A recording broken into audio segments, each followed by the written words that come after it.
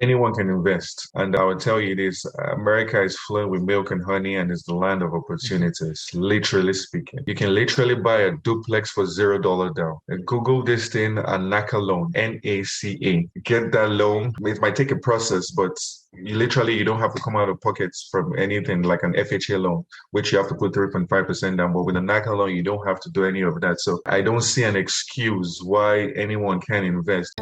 Welcome to the House Hacking Success Podcast, where you'll learn the path to free rent and financial freedom through real estate.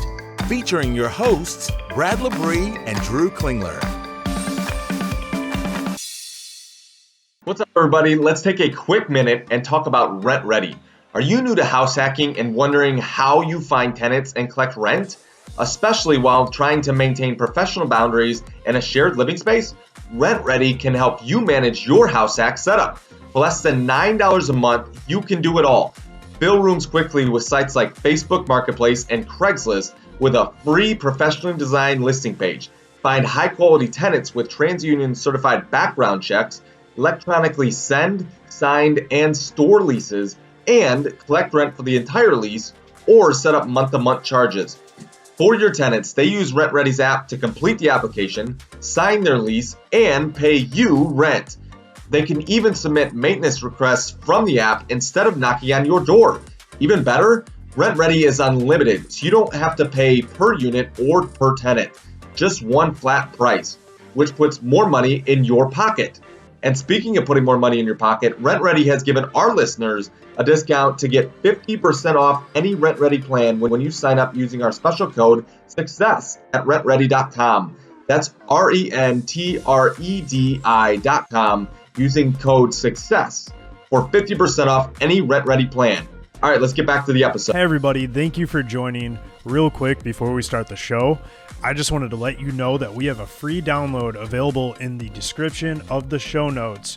It is the guide to house hacking called the House Hacking Blueprint. If you want to learn how house hacking works, go download that guide and you can start learning right away. Welcome to the House Hacking Success Podcast. Today we have Odafe Jeroh on the show. We're super excited to have you on the show today. This is going to be an awesome episode. You have a very cool background, and I can't wait to get into talking about your house hack and what you got planned for the future. How you doing today? I'm good. How about you, Drew? Oh, I'm doing wonderful. Can we start off? Can you tell us a little bit about your background and share a little bit about your story with the listeners? So basically, I'm originally from Nigeria. I immigrated to the US in 2011 as a student. I first went to Louisiana. I majored in electrical engineering, got done with that, then moved to Tucson, Arizona for my master's also in electrical engineering. Got done with that. Then I got a job in Phoenix and moved to Phoenix. A little bit about my secular background. Awesome. And then when did you start house hacking? Was it when you moved to Phoenix? So basically, after I moved to Phoenix, I started working, took a year off. I started gaining knowledge, reading a lot of books, listening to lots of podcasts. Then I got my first job in 2019. Then I started house hacking in September of 2020. Okay, very cool. And how did you end up learning about house hacking? Was it something that someone taught you? Was it just like kind of an idea that clicked? So basically, at my job, I talk to a lot of people. I like to hang out with older people. So I met this guy. He was into real estate. But let's backtrack a little bit. So basically, when I first got my first job, I started thinking about my future. I spent some late nights, and I'm a numbers guy. So I like to calculate. So I calculated how much I'll be making with respect to 401k and thinking about retirement because definitely we're all going to retire. So I discovered that I might not be having a lot of money. So I started looking for different avenues to make money and to have enough money during retirement. So I talked to my CPA. He was like, buying bonds is a no, government bonds, blah, blah, blah. Then at my job, I talked to someone else that's quite older. He told me that I should buy a house and rent out unit by the room or by the units. So he explained everything to me about house hacking. But that didn't stop there. Then I still also spoke to someone else and introduced me to a podcast that I usually listen to. Then from there, I started reading up on it and I gained a lot of knowledge. Awesome. Very cool. And then once you learned about house hacking and just real estate investing, decided that that was the route you're going to go, what did the game plan look like? What did you have to do to actually get started and get it moving forward? So basically, the game plan I took was basically saving a lot of money. At first, I was dumb. I wanted to put 20% down. Saving was, I won't lie to you, it was very hard to save 20% down for a house here in Phoenix because the houses are a lot of expensive, like around $70,000. So basically, I started asking questions, listening to people, and I was told about the FHA loan. as at that period, and I researched it. I discovered it was actually good. And one thing I noticed, because I like to play with numbers, is the rates of FHA loans, they are usually lower than the conventional loans. And even if you're paying the mortgage insurance, the difference between a conventional loan and an FHA loan is usually under $50. So I saved up a lot of money for, not a lot though, quite like around $11,000. Let me just be specific in numbers. Then I got an agent, then put an offer on a duplex, and it was accepted, and I closed on the home. Very cool. And then when you were looking for that property, what was that experience like? Did you have to make a lot of offers? Did you have to go through a lot of just viewings? Was it a lot of work? So making an offer, it was kind of hectic a little bit because I was just at the start of the COVID era and people weren't selling their homes. So I made a total of 3 offers. One got accepted. So the first offer I made, it was, then I wasn't really sensible. So I didn't know how to analyze my market properly. So I think I'll call the area like D neighborhood. I made an offer on the D neighborhood, and it was a 3-bedroom, 2-bathroom, both units. So the agent was the seller also. She wanted 280. I offered 280, no concessions and everything, but I think someone outbid me and she went for the person. Then like 3 or 4 days later, I get a call back through my agent telling me that you can get the house yourself, blah, blah, blah. I was like, nah, I'm no longer interested. Then the second one I made an offer on was like 2 months later. I basically understood my markets. Then I started looking for like a B class, B minus, B plus neighborhood. Then I made an offer. It was a triplex. It's all 2 ones. Real nice place. I was outbid by like almost $10,000. Then the final one came, the one I actually got came in like 2 weeks after the second one. I made an offer right on the money, and my offer was accepted in 3 days. I think the seller just wanted to get out of the market. So it went really good for me, and I would say I was fortunate because during the inspection and whatnot, I saw a lot of things that made me want to back out.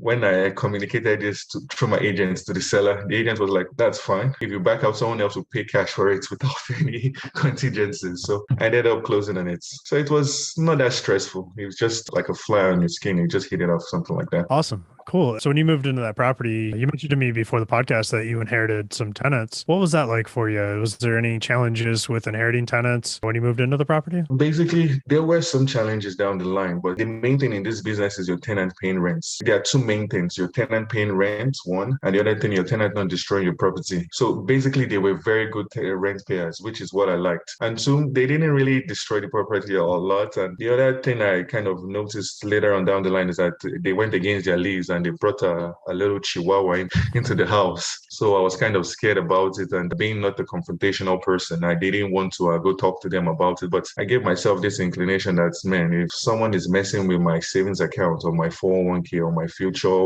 whatever, definitely just not look the other way. So I looked at my duplex as a 401k. So I went to talk to the tenant, and he was kind of really sympathetic about it. Like, oh, no, I'm so sorry. I didn't know I broke the lease, blah, blah, blah. You know how tenants talk. Then I gave him like 10 days to get the dog out of the house, and which he actually complied to. But it was something, and it was interesting too. Awesome. Yeah. So as far as the lease, how long have those tenants been in there? Did you ever have to renew the lease with them, or did you inherit the lease that was already existing? So basically in Phoenix, you inherit the lease that's already existing. And after inheriting the land, their lease literally stipulated that they shouldn't have a pet in the house, but they went against it. So I still also fined them at the end of the day though. So when it came time to renew the lease, the tenant, I think he was mad about the dog issue, and he decided to back out to buy a house. So he ended up buying a house. Then I put the house on the market to get a new tenant. Cool. And then what was that experience like finding new tenants? Was it pretty easy for you? Honestly, it wasn't easy. As in, when I was putting it on the market, I was so nervous that it wouldn't even rank. That was my initial fear. I was thinking that, oh man, I might have to start coming up with the mortgage from my pockets. And I didn't really want that to happen. So a leap of faith and placed it on the market. Then in 5 days, funny enough, I got a tenant that met all my requirements. Yeah, he's three times the income, good credits, good job, good everything. I got a tenant in 5 days, which was very shocking. Yeah, very cool. Very cool. And what do the numbers look like for this house hack? Is the other unit, is that covering 100% of your mortgage, or are you still throwing in some change? So basically, this is a duplex, and in most duplex, it's a 2-1-2-1 both units. It's very hard to find duplex that covers all your mortgage completely here in Phoenix. So I come out with around 500 and something, some change out of pocket, so as to meet my mortgage. But compared to what I was paying for in rent before, if I was still renting, I'll probably be paying almost $1,400 in rent. So basically, I have almost $900, give or take, into my pocket for myself. Very cool. Yeah, I see the same thing too with duplexes. Like the one I'm in, it's not covering 100% of the mortgage. It actually, if I lived in the cheaper unit, the not as nice unit, it would be covering all but like $50. But because I have a wife and stepdaughter, we're living in the bigger unit to be a little bit more comfortable. So it's, covering all but about 250. And that's kind of the case with a lot of duplexes too, especially when the units are the same size. In my case, one unit is a couple hundred square feet smaller than the other. And that's why I would be able to cover all the mortgage if I rented out the nicer unit. But when you get to duplexes that are like side by side or the same size, a lot of times you're going to find what me and you are both seeing, and that it's not necessarily going to cover 100% of your mortgage. But when you compare that to what it would cost to just be paying a full mortgage or paying rent in that market, it's a significant savings. So also there's still another funny significant savings that I didn't mention earlier is the tax benefits. So let me just give a little bit detail, go a little bit detailed with respect to tax benefits. So basically there's a depreciation which the IRS allows you to take, which I'm very sure you know about. So after I bought my duplex 2021, I filed my taxes. I was literally to owe the government, and that's not a good position to be. So because my CPA, he's also into real estate, so he did it in a way that's just my W-2 income and included my real estate income. So with my W-2 income, I was to owe the government. So when he now included my real estate income, man, I got a chunk back. I was smiling to the back. So that's another added benefit of owning real estate. It just makes you money too. Yeah, absolutely. I mean, there's so many benefits, when you get the cash flow, all the tax benefits, the potential appreciation, I never count on it, but it's just kind of the cherry on top. And then other people, the tenants are paying down your debts for you. So when that property gets paid off at the end of the loan, you're essentially getting a pay raise because you don't have a mortgage payment anymore. Now you only got to worry about, you don't have to worry about principal and interest. You only have to worry about taxes and insurance. Right. That's a huge pay raise, right? So, a lot of people that house hack, when they get into what the standard retirement age is, they're going to see a huge pay raise when these 30-year loans start getting paid off if they don't refinance multiple times. But even if they do, that's still leverage for being able to buy other properties. With a house hack, when you were looking for a real estate agent, was there any specific criteria that you were looking for in an agent? What was the whole experience of finding a real estate agent like?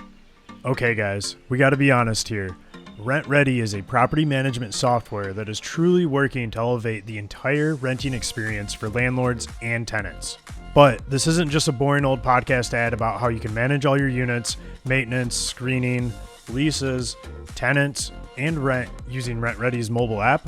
No, this podcast ad is a secret because this month, RentRedi is releasing a game-changing feature that will save you a whole lot of time and headache when it comes to crunching numbers on your rentals.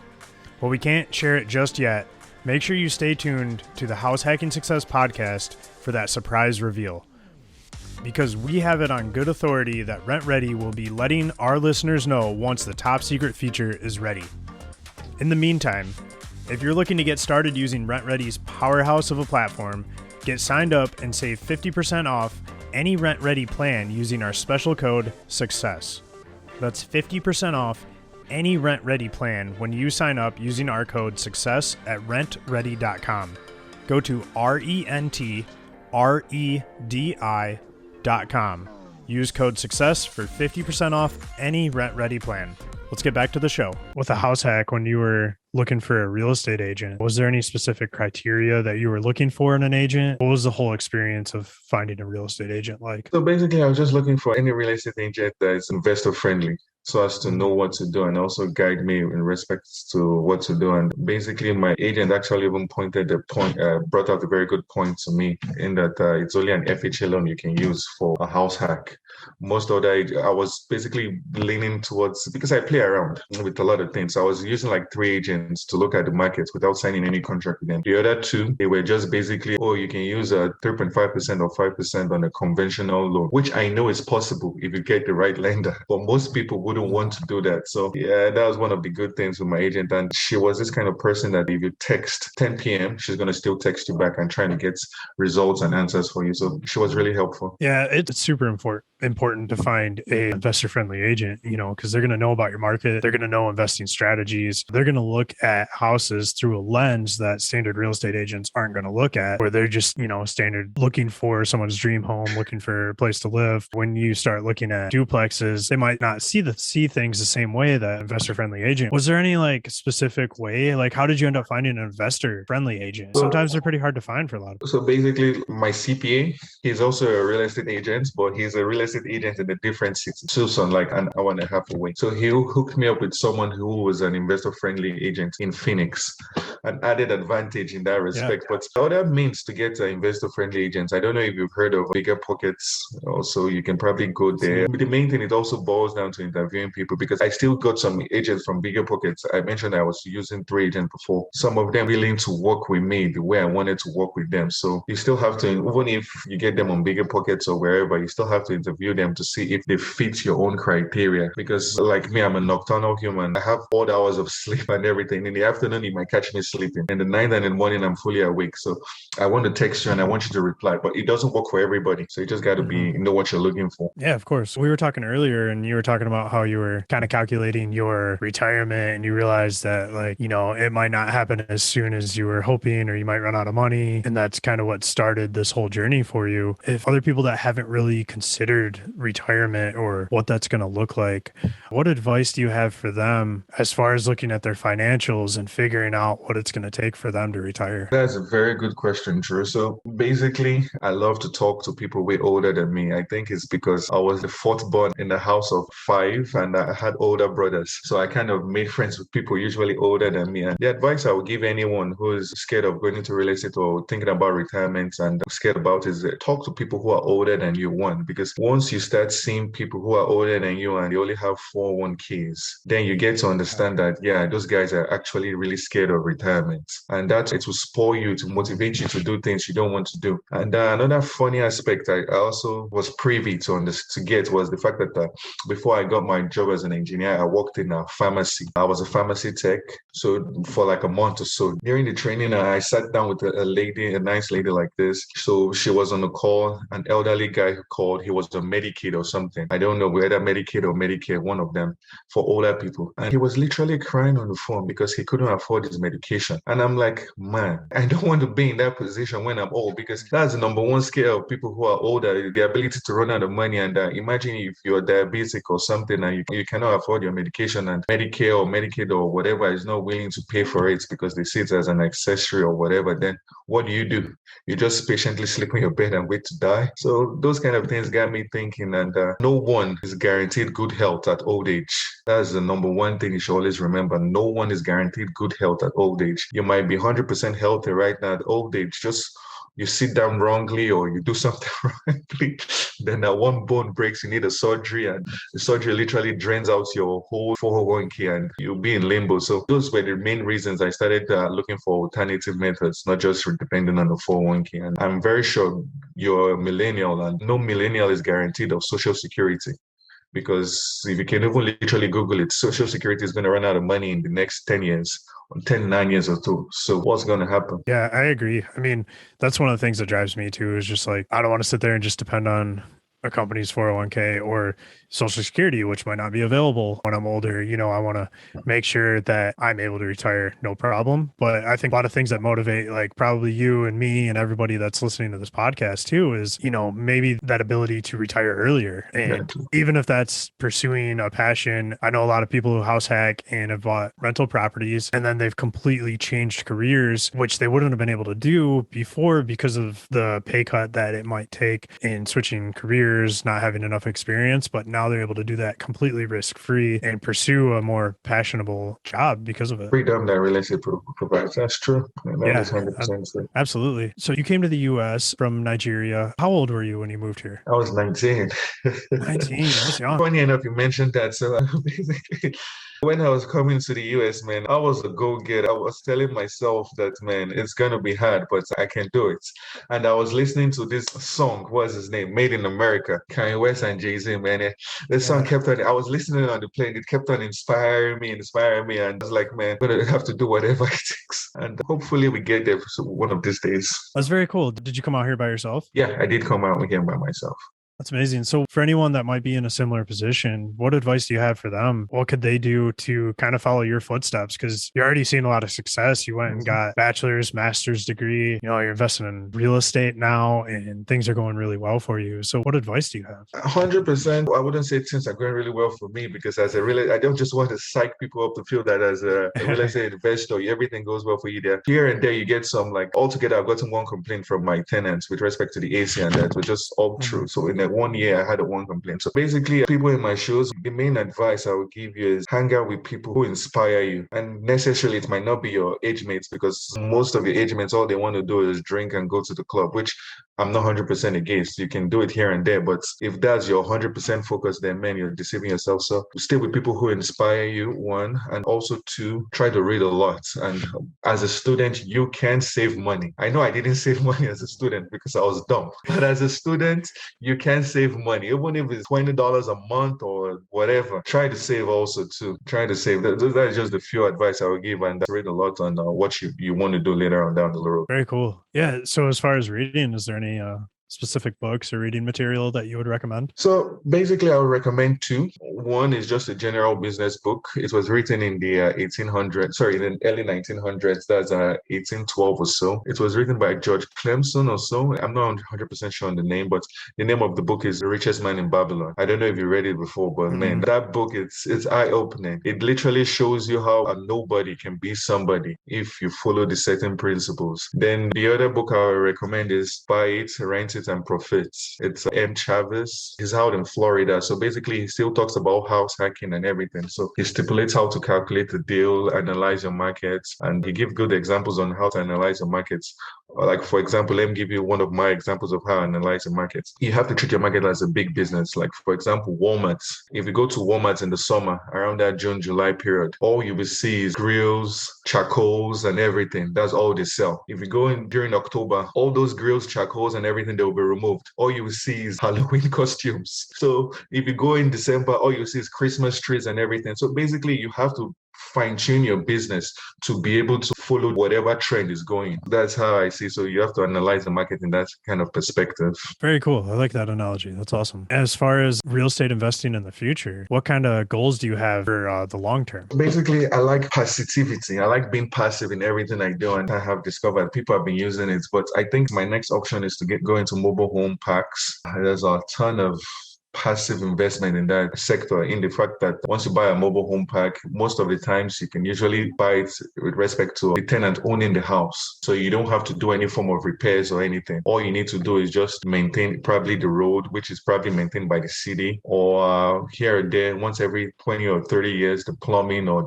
the electrical. So I don't know if you've seen like told me you're out in Michigan. I'm very sure there are mobile home parks there. And those houses, those manufactured homes are owned by the tenant. So if their AC goes out, their plumbing goes out, you don't have to do anything about it. You dust your hand completely off it. All they do is they pay you rent for leasing the land, and you have like 15 or 20 or 30 of them or whatever per park. That's a good chunk.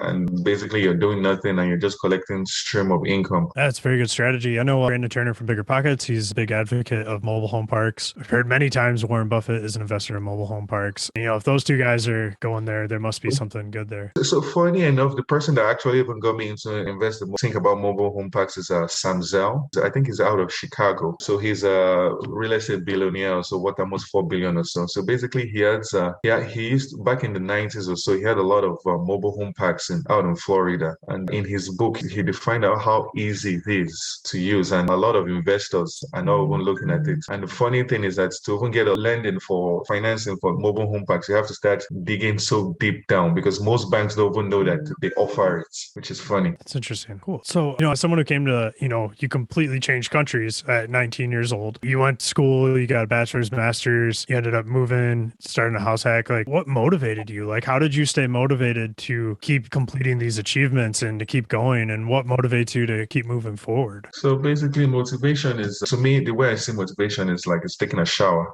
taking a bath. You have to keep motivating yourself because you can't stay motivated forever. Some days you are downtrodden and everything. But what keeps motivating me is one, the fact that I surround myself with people who affect me positively. That's the key, number one, because if you surround yourself with people who motivate you, especially older people, they tend to tell you how it is. They don't sugarcoat it. And if they see you going down the line, they basically tell you that, oh yeah, what you're doing is wrong. Another factor that motivates me is I want to live long, man. And I want to enjoy life. Life is all about enjoyment. And the fact that if you don't have money, don't get me wrong, money does not bring happiness. And so in that line, poverty does not actually bring happiness too. Most times poverty brings a lot of more sadness than happiness. And if you have money, you'll be able to do a lot of things you can do. So you don't want to be at an old age, at an age, and you can't afford a medication or a surgery or whatever down the line. So those are the two motivating factors with me. And knowing that I have also parents that are older too, and seeing how, because my parents basically,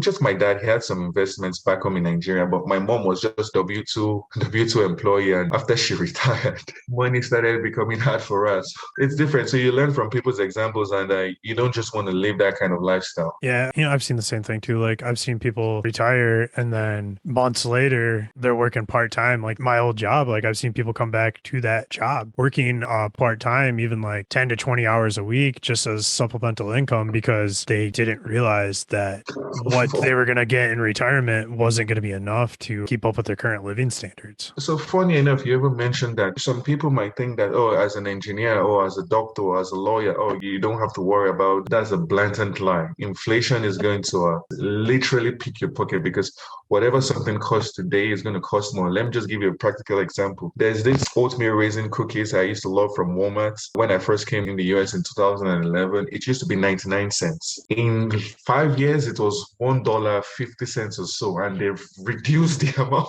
If you calculate the inflation and everything, this is just cookies and whatnot. So basically, if you don't invest, inflation, it's going to beat you down. And even if you're a lawyer, you're a doctor, because even at my job, I still see people who are older as engineers and that should have made enough money to retire. They still come back as contractors after they've retired. So inflation is the silent thief, and no one that is working a W2 job can basically stay free from the fact that he can escape inflation. Yeah, that's such a good point. I remember when the dollar menu was the dollar menu, and now it's $1.89 menu. Funny enough, you ever mentioned that. I read the news that Dollar Tree is changing. They're no longer Dollar Tree. They're going to be increasing their prices due to inflation. You mean $2 Tree? If you just stay on the sidelines, man, inflation is going to do you dirty. It's going to do you dirty. Yeah, it's a good point. That's why, like us having our money in real estate is really good, because real estate is going, the prices in real estate, they're going to adjust to inflation. Rent rates are going to adjust for inflation. But if you're just sitting on the cash and not really putting it anywhere, that money is being devalued essentially by the day as things inflate. Especially, in the last year, we've seen the government print out a lot of money. That's going to cause a lot of inflation. And who knows, I'm almost 30. By the time I'm 60, who knows what tax rate's going to be, what inflation is going to be like, and what's going to happen to the US dollar. I mean, if you look over the last 30 years, I mean, inflation has been huge. So basically, you said you're 30 in the next 30 years. So just imagine this. You're 30 now. You're renting out what they call is one of your sections of your duplex. So just imagine in the next 15 years, what that rent will be like in the next 15 years, and compare it with how much you'll be making if you just still stay at your W2 job without investing. So basically, the rent is going to foreverly go up. And then your W2 just climb like 2-3% every year. And investing is the way to go, man. Just try to start out with a house hack. Yeah, 100%. And, if you're investing in assets too, and something happens to the US dollar and Bitcoin becomes our new currency, or whatever it is that, could happen, if something crazy happens, you don't have to really worry about it. You have assets and land, even stocks too. Like it's the same thing, like gold, silver. Like if you have these assets, it doesn't matter what happens to the US dollar, because, you can just start receiving payments in the new form of currency, or whatever it happens if things become more digitalized, which I think is a very strong possibility. But if you're just sitting on a pile of US dollars, or, not saving or investing at all, and something might happen to the US dollar, it could be bad news for you. That is actually very true. And I agree with that. Awesome. Cool. Before we start closing it up, is there any other advice that you'd like to offer to our listeners? It could be anything about investing, mentality, anything that you'd like. So basically, with respect to investing, let me offer an advice with respect to investing, and it will just be succinct, short and simple. Anyone can invest. And I will tell you this, America is flowing with milk and honey, and it's the land of opportunities, literally speaking. You can literally buy a duplex for $0 down. And Google this thing, a NACA loan, NACA. Get that loan. It might take a process, but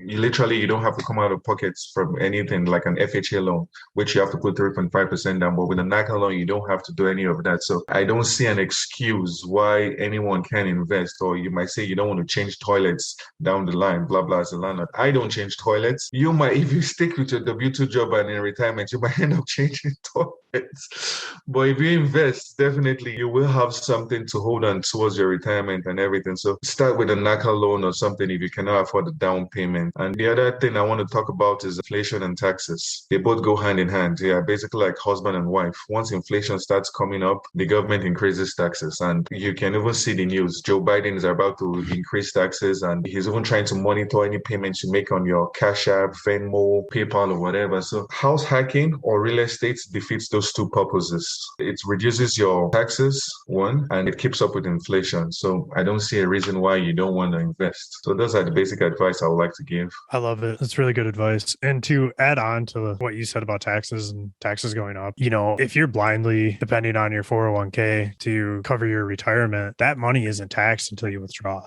So what's going to happen? Who knows what the tax rate's going to be? It could go way up, and it's trending up. Like, we are heading towards the direction where it's going up. So I'm not saying don't invest in your 401k. I'm not saying necessarily it's a bad investment. It might be a great investment for people, especially when you got company matches and stuff like that. But it might not be the best investment to be 100% dependent on for retirement. And thank you. You bring out that point. I myself, I do have a 401k. That's not my mates. I depend on basically because there's even this show on Netflix. I think it's Money Explained. If you have some time, look it up. It actually explains that the 401k was not created. The person who actually created the 401k is in the whether 70s or the 80s. It was not actually created for retirement. It was just like a means to help out with retirement. So these days, everyone is just building their whole retirement on 401k. And the person who actually originated it didn't originate it for that purpose. But yes, I do have a 401k. It's a good start. And everyone cannot be an amateur for life. If you're an amateur for life, then there's no progress. 401k is a good start, but man, you got to take other options too. Awesome. What's that series called? Money Explained. All right, cool. So I got a few closing questions for you before we finish the podcast. First one is, what is your favorite business or real estate book? I have two for both, and I quoted them earlier, but my favorite business book is Richest Man in Babylon. Basically, that book made me. Then favorite real estate book for this moment, because it changes every now and then, is Buys, Rents, and Profits. Cool. And then what is the difference between people who are actually house hacking and those who want to, but they aren't taking action? The difference I see between people who are house hacking and those who want to and not taking action is motivation and actually making the decision. Because as at one point in my life, I was scared to house hack because I was wondering what will my tenant do, blah, blah, blah, blah, blah, blah. But I put myself, I say, let me make this decision to try it out for 1 year. If it doesn't work out for me in 1 year, get out of it. But I'm still in it and I've been for 1 year now. Yeah, I love that attitude. That's such a good point. So make that decision and stick with it. Yeah, absolutely. Because if it doesn't work out, if you don't like it, if it's not for you, it doesn't have to last forever. You can get out, you can make the house a rental, you can sell the house. That's right. There's always an exit strategy. Mm-hmm. Awesome. All right, Odafe, I really appreciate you coming on the show. One last question before we go. If people want to reach out to you or follow you, where can they find out more about you? So basically, I'm big on Instagram right now, and I will soon be creating my own YouTube channel. You can follow me on Instagram at Nigerian on American Real Estate. So you can follow me on Nigerian on American Real Estate on Instagram. Awesome. Very cool. We'll throw the links in the description so everyone can go there, click on the links, and go follow. All right. I really appreciate you coming on the show. I love your story, and thank you so much for bringing your knowledge and advice to our show. Thank you, Jeroh. All right. Have a great day. Okay, you too.